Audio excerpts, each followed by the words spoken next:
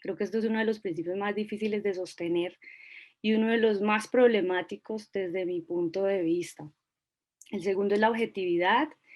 El mundo como objeto, esta idea del sujeto, objeto, representación que ha sido arrastrada de todas las formas posibles en muchos de los campos del conocimiento, producía una idea de una representación fabricada desde la distancia del sujeto que observa un objeto a representar, siempre desde la distancia, siempre desde la seguridad que la distancia le otorga al observador.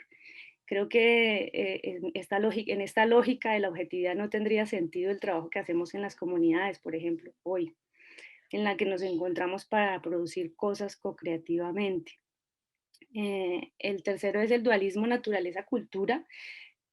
Este principio es para mí sumamente problemático porque eh, define una relación de agencia sobre lo material en la que se pensaba y aún se sigue pensando que que el diseñador, sobre todo, le otorga forma a las cosas y obviamente no es afectado por las cosas, ¿no? Ciertamente, creo que en este momento histórico que vivimos no podemos seguir pensando que solo nosotros transformamos las cosas. Ciertamente, las cosas, los materiales, las tecnologías, los aparatos que nos permiten comunicarnos transforman nuestra vida, nuestro cuerpo y las relaciones que establecemos con los mundos que habitamos.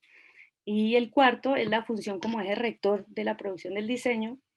De principio, creo que para todos es muy conocido, los que somos diseñadores, se relaciona, que para mí es muy importante esto, con la emergencia del funcionalismo en las ciencias sociales a principios del siglo XX, que propone el funcionalismo de la cultura, propone la cultura como un organismo en el que cada parte cumple una función.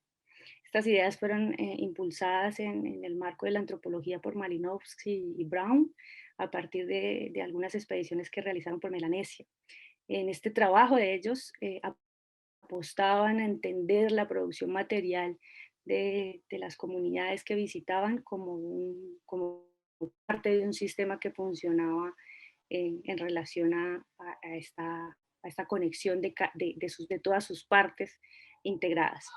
En la premisa de que la forma de seguir a la función se convirtió en un principio rector de la arquitectura moderna sobre todo, pero también era un patrón para medir lo que se diseñaba, lo que se fabricaba.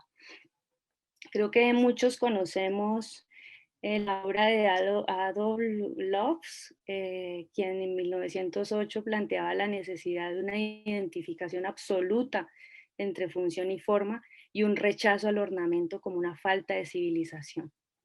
Bueno, para establecer la relación con estas ideas, presentaré algunas imágenes que a mi modo de ver pues nos permiten entender cómo se ilustran estas relaciones.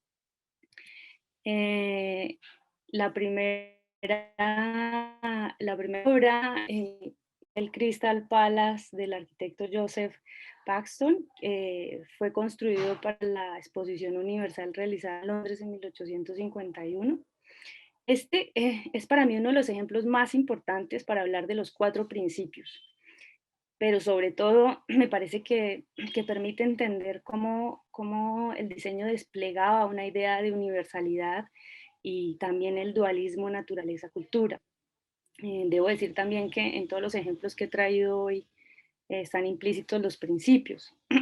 Pero bueno, como ya lo he dicho antes, con el racionalismo se buscaba crear una estética universal a partir de la configuración de estructuras formales que obedecían a la geometría y la matemática. Las formas perseguían la idea de que todo lo que se diseña tiene que tener un carácter universal, nos debe servir a todos y en todo el mundo. De forma implícita, creo que podemos decir que el diseño contribuía con una intención de la modernidad, que creo que es uno de sus principios fundamentales, y es universalizar los modos de vida, evidenciar el progreso del hombre, de la civilización, sobre todo encarnada en la cultura occidental. Me interesa muchísimo el Crystal Palace porque a mi modo de ver nos permite entender las nuevas relaciones con el mundo que se revelaban o que el diseño revelaba. Estos espacios diseñados, a mi modo de ver, creaban nuevas formas de habitar que incluso llegaron a configurar una relación con lo cotidiano distinta, prácticas sociales distintas y afectaron incluso de la familia y de los hogares. La transformación de las ciudades modernas podía ser experimentada en los grandes pabellones de estas magníficas obras de la arquitectura, pero promovían, digamos, en medio de esta experimentación un desbordado deseo por la novedad y el progreso moderno. Una cosa que es muy problemática de estos espacios son estos pabellones exóticos o coloniales. En la mayoría de las exposiciones universales habían estos espacios donde se representaban mundos no occidentales, mundos otros, digámoslo así. eh, Se presentaban objetos traídos de diferentes partes del mundo que estaban siendo colonizadas de diferentes territorios de Latinoamérica, por supuesto. Se exhibían lo más problemático, se exhibían mujeres y hombres de carne y hueso que simulaban prácticas cotidianas como la artesanía, la preparación de alimentos y la caza.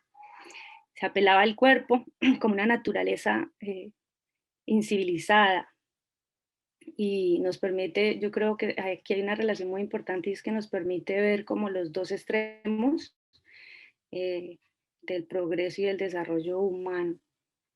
Hay que decir también que estas exposiciones universales desafiaban todos los límites en cuanto al desarrollo de estructuras y materiales. La experimentación, como ya lo decía hace un rato, con el hierro y el vidrio producía una transformación nunca antes vista en la construcción y proponía, como también lo he dicho, una idea de civilización a la que todos los países aspiraban a llegar. Eh, Estamos viendo ahora la producción de Marcel Brever, quien sería estudiante de la Bauhaus entre 1920 y 1924 y luego maestro del taller de carpintería. Como ya lo hemos dicho antes, las formas de vida que impulsaba la modernidad se sostenían a través de la producción industrial de los diseñadores, que los diseñadores comenzaban a producir. La Bauhaus, como lo hemos visto en nuestras clases de historia, era el principal laboratorio de esta experimentación. Perdón, pero no solamente eso, no solamente era un lugar para experimentar, también lo era para soñar el mundo que se quería habitar y transformar con el diseño. Creo que esto nos permite también reflexionar muchísimo sobre lo que hacemos en los salones de clase, ¿no? Cómo esas cosas que diseñamos nos permiten imaginar una forma de habitar el mundo. En los conceptos que emergían sobre el espacio en ese momento implicaban varios retos. Era necesario un nuevo tipo de equipamiento para las viviendas, para los espacios públicos, para las fábricas, para los colegios. Y más allá, y creo que esto es muy importante, el reto era lograr darle forma a nuevos tipos de materiales. Y creo que en esa relación tiene sentido la idea de la agencia sobre lo material, comprender el comportamiento de los viejos materiales en la producción en serie. Eh, el trabajo, en el trabajo de Mariana Brand, podemos ver que desde los objetos más sencillos hasta los más complejos eran embutidos de modernidad, desde vasijas, platos, lámparas, relojes, ceniceros, tapicería, todos debían ser diseñados o rediseñados según los nuevos parámetros para garantizar una utilidad y obviamente la producción en serie en la industria. Quisiera quisiera leer una cita que tengo por aquí de Moholy-Nagy, quien dice lo siguiente, dice, durante esos días había tanta falta de objetos simples y funcionales para el uso diario, imagínense esto, que incluso los jóvenes aprendices eran capaces de producir modelos para la producción industrial, ceniceros, soportes de té, etcétera, que la industria compró y por los que pagaron regalías. Meyer, que creo que también todos lo conocemos, que fue maestro en arquitectura en la Bauhaus, tuvo a cargo la sección de arquitectura a partir de 1927 y fue director de la Bauhaus entre 1929 y 31. A mí me parece que Meyer es muy importante, sobre todo porque sus ideas tenían un carácter socialista, ¿no?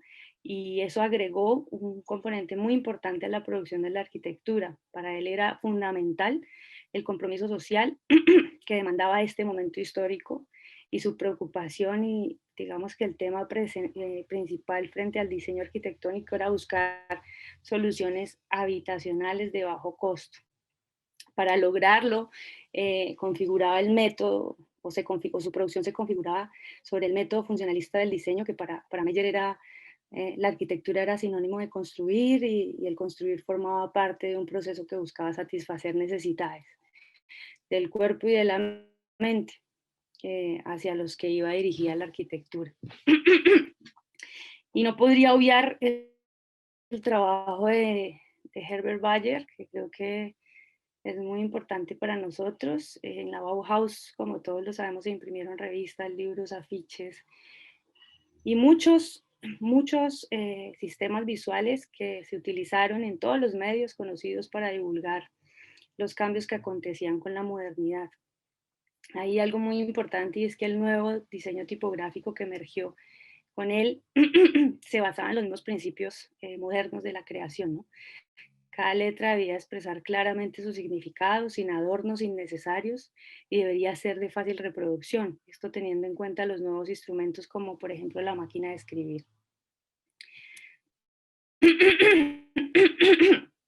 Y ya para cerrar esa parte, tenemos uno de los ejemplos más importantes, digamos, del diseño y el diseño de información, que es una de mis pasiones, es el diagrama del Metro de Londres. Su estructura de representación está fundamentada eh, en una visualización objetiva y científica del mundo, que pone en evidencia la obsesión por el progreso, rompiendo completamente la representación geográfica con el entorno.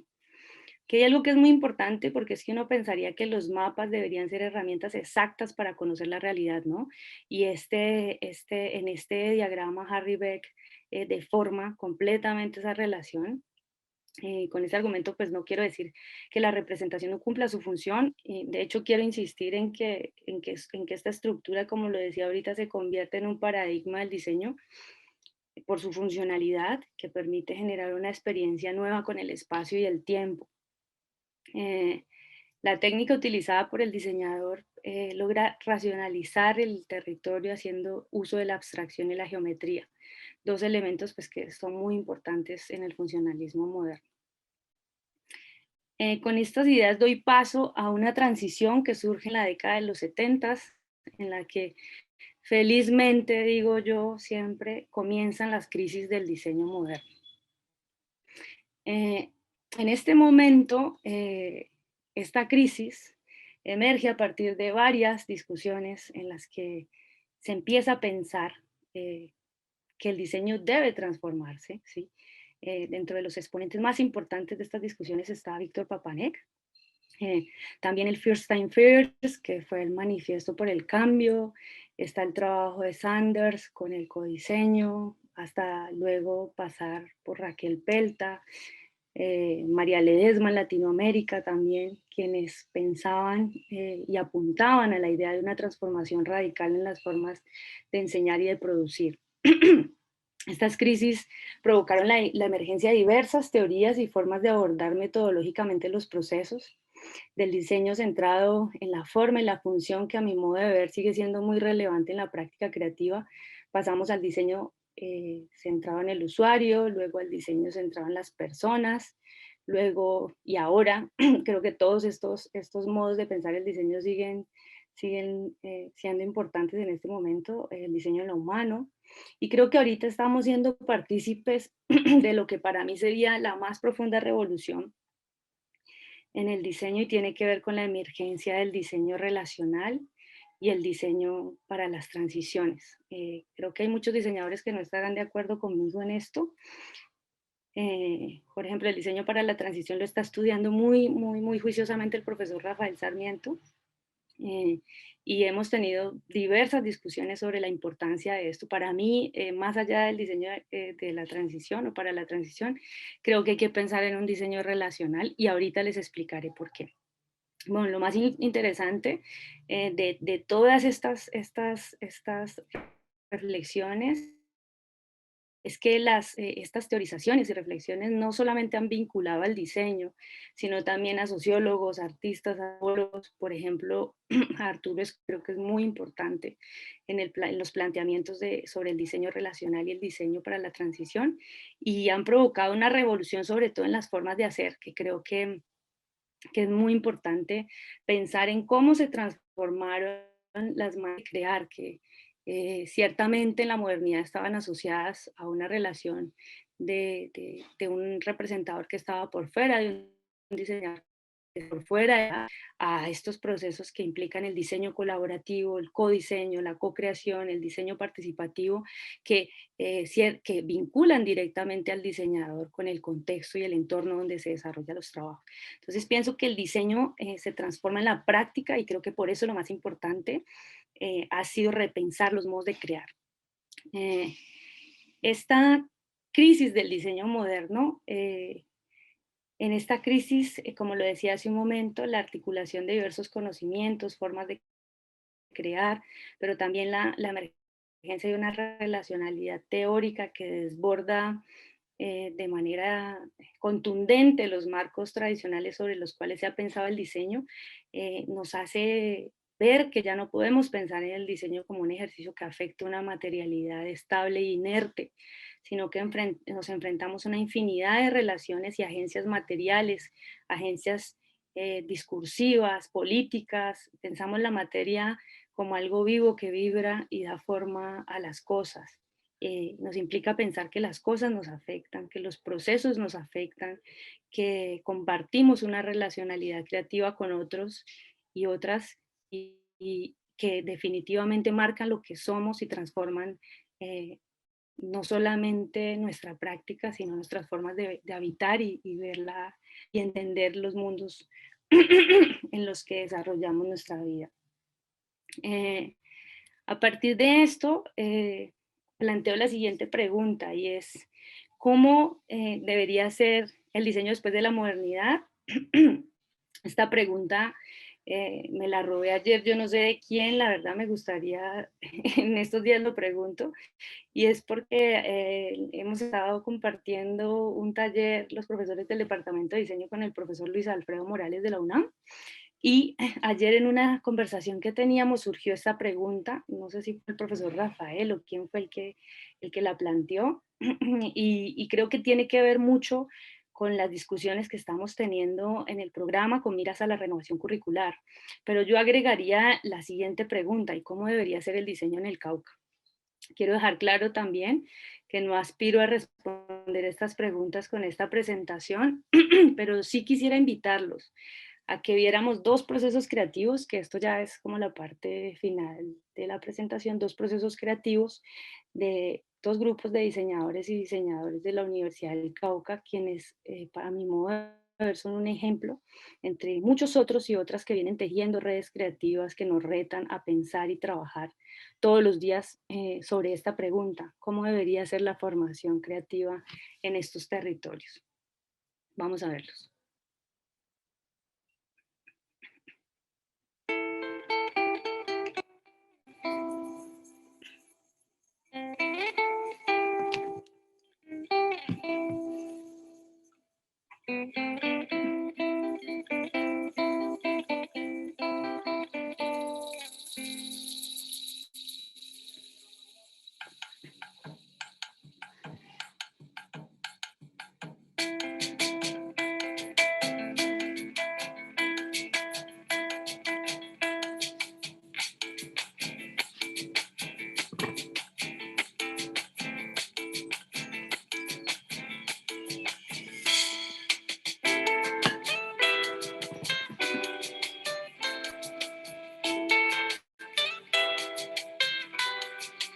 Para mí, hacer un mural es cambiarle la cotidianidad a la gente y sacar sonrisa. Digo, es como encontrarse un caramelo en un lugar que usted no piensa que se va a encontrar algo bonito. Por ejemplo, alguien puede ir de mal genio, puede tener un día supremamente denso, pero si llega y se encuentra un mural y sonríe, esa es la mayor ganancia que uno puede tener.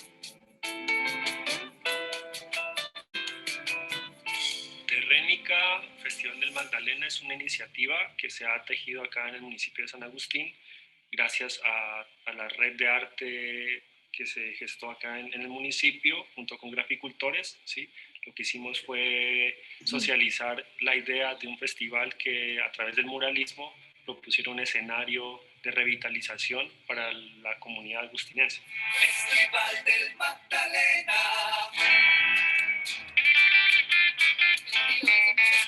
Río es de muchos colores.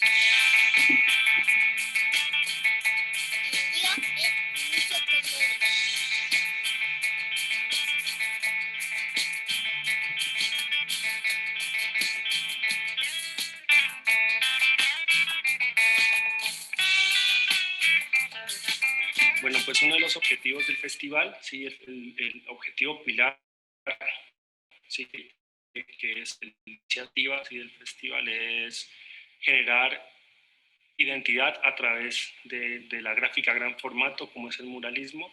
Entonces, estamos a la par como artistas, como diseñadores gráficos, como personas del común, ¿sí? Apoyándonos para que la galería se entienda también como una plataforma de vida, pero también como una plataforma de arte, ¿sí?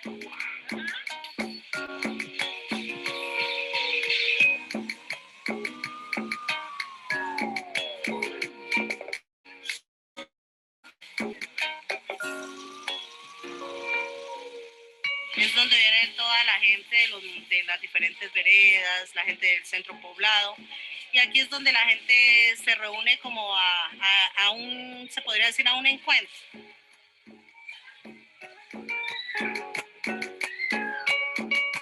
El Festival Terrénica, Festival del Magdalena, se conforma por 4 pilares fundamentales, ¿sí?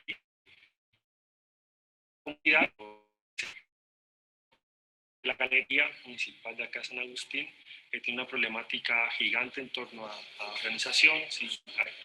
La visión de comprar en las galerías, de comprar lo orgánico, lo sano, sino que la gente está yendo a comprar al supermercado y está comprando todo con químicos y con muerte. Pues.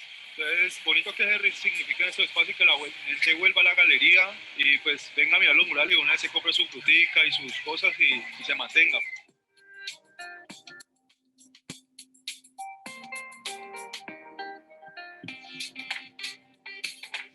El festival se conforma por intercambios, ¿sí?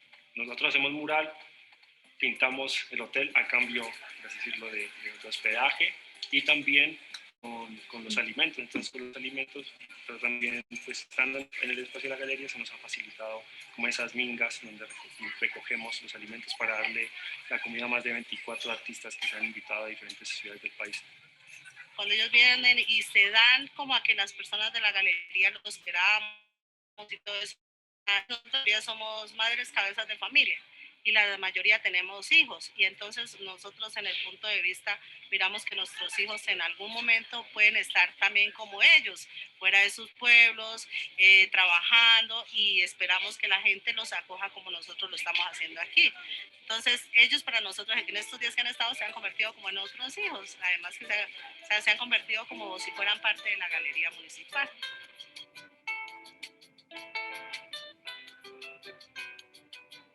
Los murales muy como con el entorno, personas muy representantes pues de acá de la Plaza de Mercado, de San Agustín. Tenemos personas que llevan mucho tiempo aquí también trabajando y pues a ellos también se les ha hecho como que dice este honor, se ha pintado. Como que lo que uno hace sirva para cambiar o crear una nueva energía en el espacio en el que se desarrolle la intervención.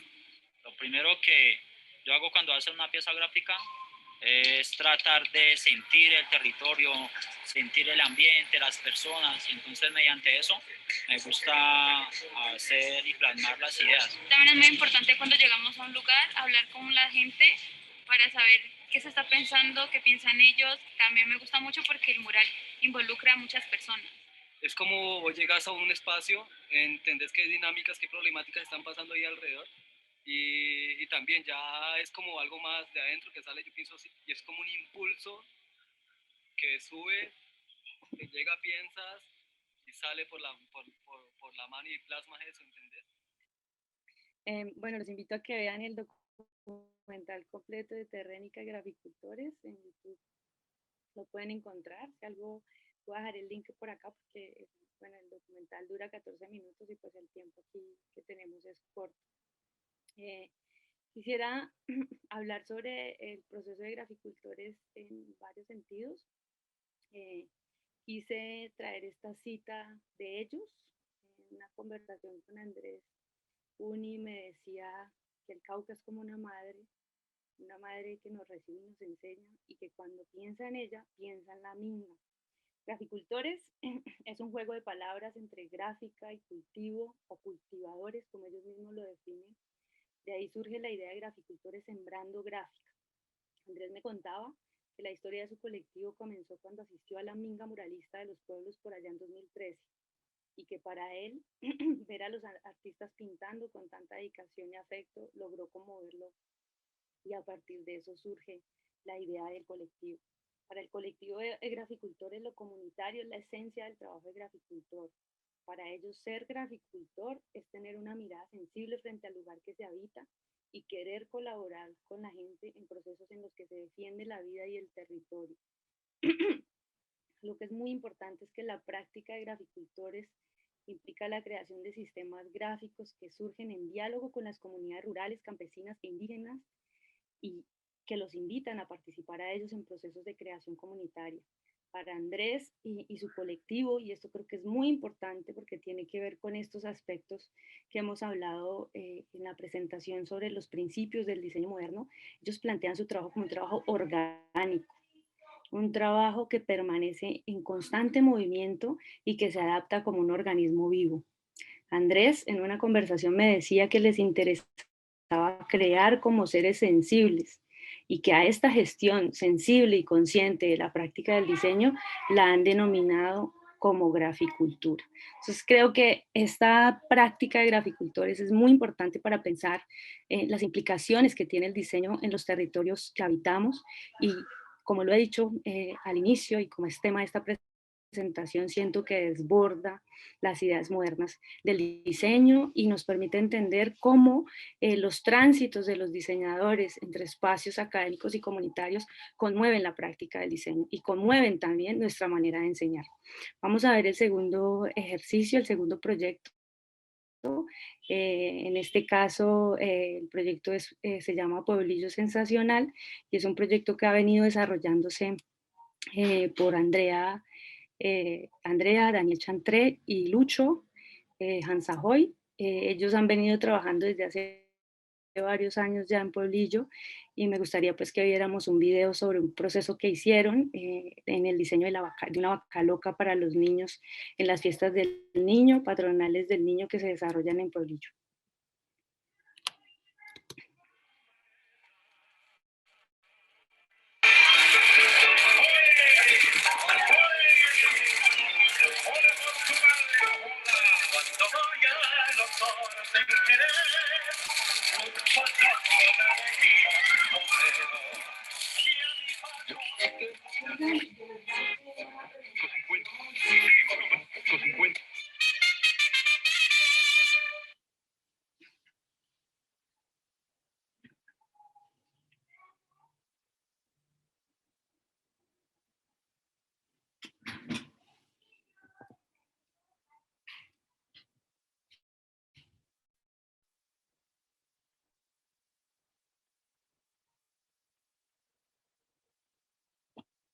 ¿Se escucha, Daniel? ¿Se escucha o no se escucha? No, creo que dejamos de escuchar después del inicio. Ahí ya. Listo.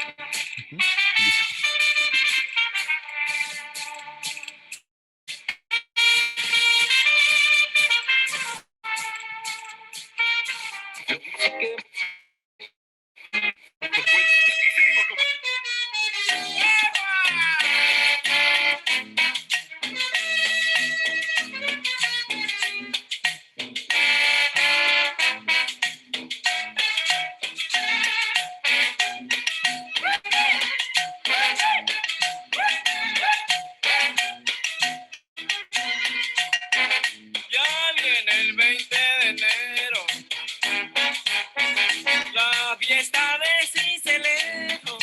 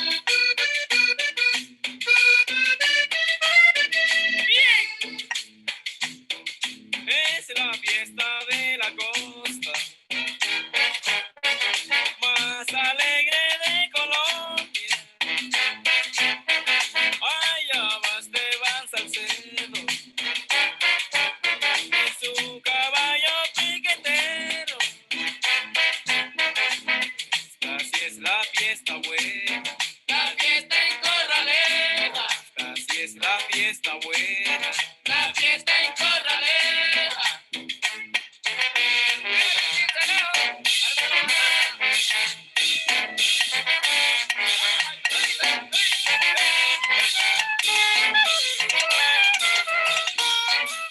Esa fiesta la inició una tía porque tenía una hija enferma. Entonces le ofreció al niño para hacerle la fiesta.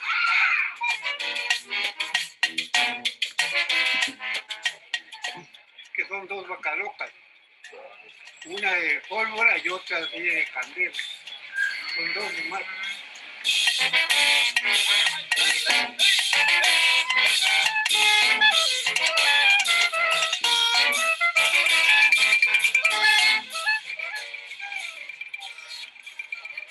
Tráigame 4 guardas, palo que los vino. Por allá atrás de la loma, por allá atrás, por allá, porque mueren los ganados. Por allá se llevan los cabezas, ¿verdad?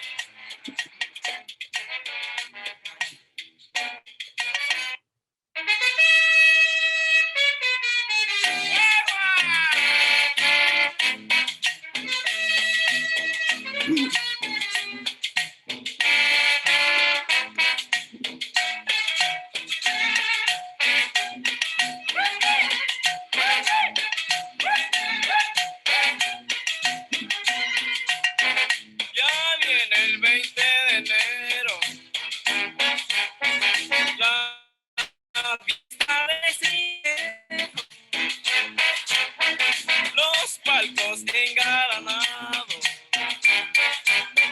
la gente espera el ganado. Esta sí es la fiesta buena, la fiesta en Corraleja. Esta sí es la fiesta buena, la fiesta en Corraleja.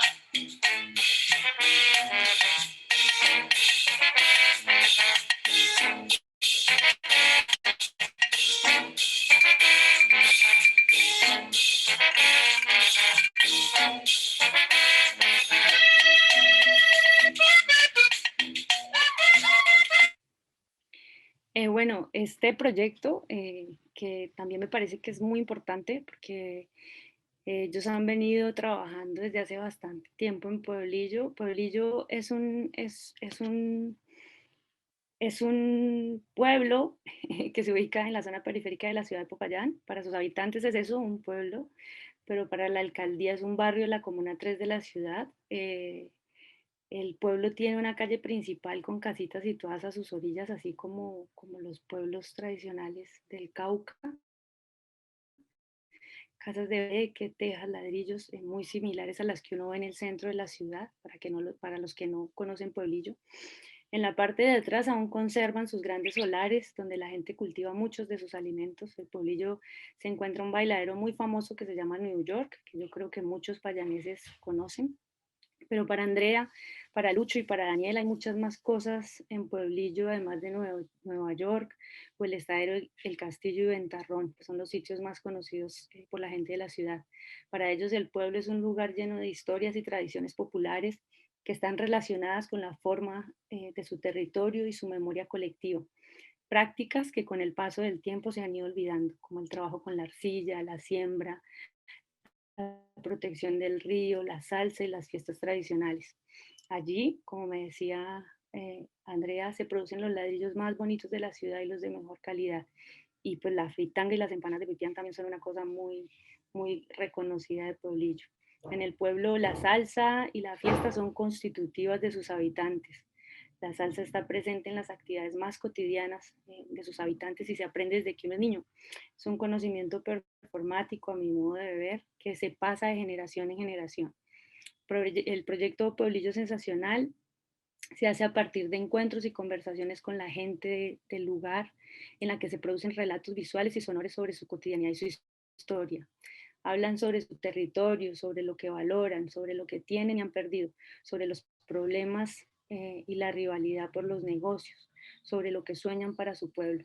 En los encuentros de Andrea, Daniel y Lucho y los habitantes, Se realizan retratos, videos, en los que la conversa siempre es el puente para recordar y crear representaciones sobre la vida en el lugar. Van cartografiando a través de la fotografía y la ilustración cosas y prácticas que la gente realiza cotidianamente. Creo que estas prácticas de Andrea, Daniel, Lucho, Andrés, Diego y muchos más que no están en esta presentación porque sería infinito el tiempo para hablar de sus valiosos procesos, nos permiten pensar en esta idea del diseño relacional. Yo creo que, y me ha pasado a partir de la conversación con ellas y ellos, he llegado a entender que en sus procesos creativos en las comunidades se despliegan modos de articulación de conocimientos, sentidos, corporalidades, presencias, resistencias y afectos que son articulados desde lo sensible, dando lugar a transformaciones en las formas, los procesos y los métodos aprendidos en el marco de la formación académica y también en sus identidades. Creo que las prácticas de ellos y de todos los que están tejiendo conocimiento en las comunidades dislocan las imposiciones de la formación moderna y subvierten y la subvierten de muchas maneras, produciendo nuevas formas de crear que desbordan este saber moderno que conocemos y del que hemos hablado. Pienso que esta relacionalidad creativa nos permite pensar en una articulación distinta de conocimientos y que más allá de producir un conocimiento que se dispone para ser interpretado o utilizado en el marco de las actividades académicas que desarrollamos cotidianamente, despliega una compleja relación y un entrelazamiento político y sensible entre actantes que no solo son humanos, sino que también son no humanos. Cuando hablábamos ahorita de las materialidades, quisiera que pensáramos en esto, porque siento que estos procesos nos permiten evidenciar distintas formas de ser y existir en el mundo. Quiero finalizar diciendo que mi idea con esta presentación de ningún modo busca decir que debemos desechar la modernidad.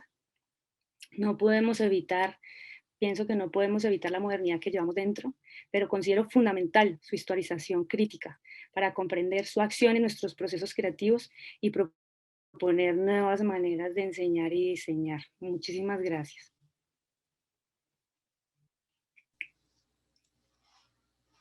Muchas gracias, Andrea, por permitirnos este espacio para reflexionar en torno a esa necesidad del diseño de cambio y analizarlo a través de la historia universal y aplicarlo también a nivel local en el Cauca. De pronto, bueno, iniciamos entonces con el espacio de las preguntas. Vamos a socializar dos de las preguntas que hagan en el chat, las pueden dejar ahora.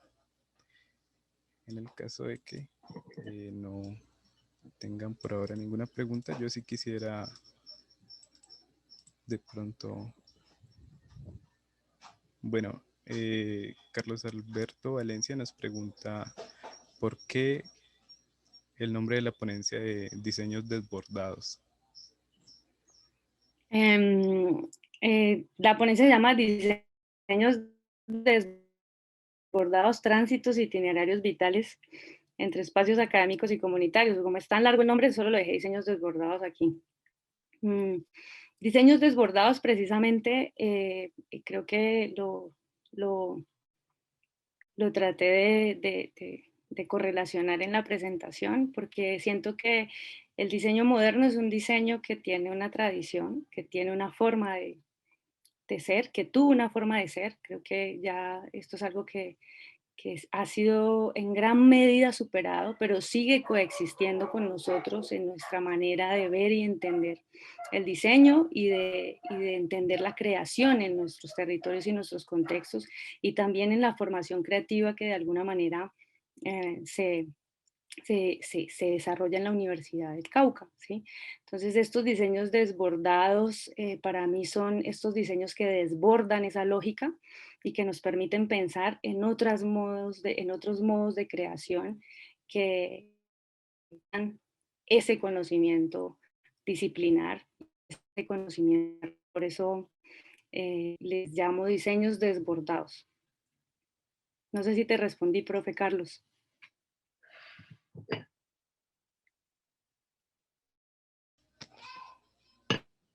Sí,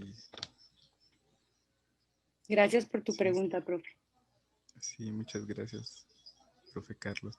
Yo sí quisiera de pronto preguntarte, tenemos otra pregunta de Rafael, que nos dice, ¿cómo podemos Ajá. fortalecer este tipo de procesos que desbordan la fisonomía del diseño desde la rigidez de la academia? ¿Qué podemos hacer?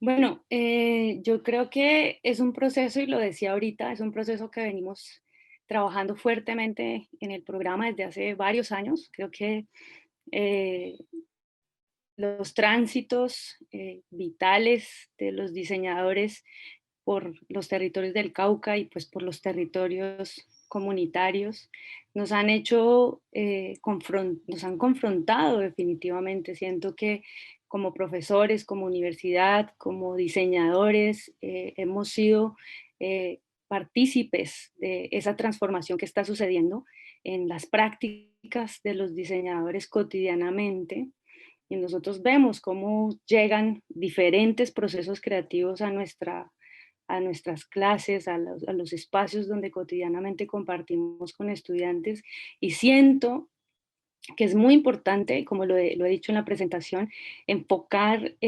una mirada crítica en la historia. Creo que ahí es fundamental el proceso de historización crítica, no solamente de la modernidad, sino también de las historias que no conocemos, las historias que no se cuentan y que no aparecen en los libros, como las historias del proyecto Pueblillo Sensacional, o como las historias de graficultores, ¿sí? Que son creadores, que son diseñadores que están generando procesos de relación creativa con los contextos, con las personas que habitan estos territorios, y creo que esas prácticas nos permiten a nosotros, nos pueden permitir redibujar la fisonomía de nuestra forma de enseñar. Creo que ese es el reto grande que tenemos, y creo que ahorita en este proceso de renovación curricular que estamos tratando de pensar, el reto al que nos enfrentamos es ese, ¿no? Cómo hacer que no sea solamente un discurso de la clase, que no sea solamente una idea que se explica, sino que lo practiquemos, que practiquemos en función de una nueva forma de entender la práctica creativa en el Cauca, y que eso nos lleve también a teorizar, digámoslo de esta manera, generar unas epistemologías distintas sobre la creación y sobre la práctica creativa en los territorios que habitamos. Gracias, Rafael, por la pregunta. No sé si te respondí. Espero que sí. Yo tenía de pronto una última pregunta para Ajá. hacerte, y es, ¿qué tipo de conversaciones reflexivas, conmovedoras puede propiciar este enfoque del diseño relacional, y de dónde crees que nace esta necesidad? A ver, yo pienso que estamos en un momento histórico en el que eh, está transformándose definitivamente. Bueno, venimos trabajando, digamos, abordando unos procesos relacionales que no solamente están em, enmarcados en la práctica del diseño, ¿no? O sea, digamos que toda la emergencia de las ontologías relacionales, todas las crisis que estamos viviendo actualmente, en las que no solamente podemos pensar en una idea antropocéntrica del mundo, en la que solo los seres humanos estamos, habitamos, digamos, y somos afectados, sino que este mundo, digamos, relacional, es un mundo relacional en el que eh, todos los que lo habitamos, digamos, afectamos, no solamente lo afectamos, sino que somos afectados entre todos. Entonces me parece que la lógica de la relacionalidad es una lógica que nos permite pensar no solamente como en la modernidad sucedía, una estructura de relación jerárquica o una estructura de relación en la que uno afecta al otro, sino que estamos participando cotidianamente de una red de relaciones sensibles, de una red de relaciones políticas que nos implican y que nos transforman todo el tiempo. Entonces, creo que es en esa red de relaciones y en ese nuevo sentido de la relacionalidad en el que habitamos cotidianamente, tenemos que pensar unos diseños distintos. Y esos diseños, a mi modo de ver, deben estar configurados por esas nuevas formas de relación que existen entre seres que no solamente son humanos, sino que son inhumanos. Y mucha gente puede pensar que esto es una cosa que rara, que es difícil de interpretar, pero pensemos, por ejemplo, lo que está pasando con el COVID ahora. O sea, es un virus que nos mandó a todos a la casa, ¿sí? Que nos mandó a todos a cuarentena y que nos tiene en este momento, en este evento virtual, hablando de forma virtual, ¿sí? Con una presencia virtual, con una materialidad virtual. Entonces, esa relación no la podemos dejar de pasar, digamos, por alto. Tenemos que pensar que este mundo es un mundo de relaciones y nuestra práctica no debería ser distinta a eso. No sé si te respondí o enredé la No, sí, cuestión. claro que sí, profe. Muchas gracias por tu pregunta. Gracias. Creo que sí. Bueno, después lo hablamos. Muchas gracias. Gracias. Ya con esto creo que damos por finalizada la ponencia. Muchas gracias, Andrea Melenje, y al público por habernos acompañado. Esperamos que Muchas gracias a todos los que estuvieron ahí. Muchas gracias por estar.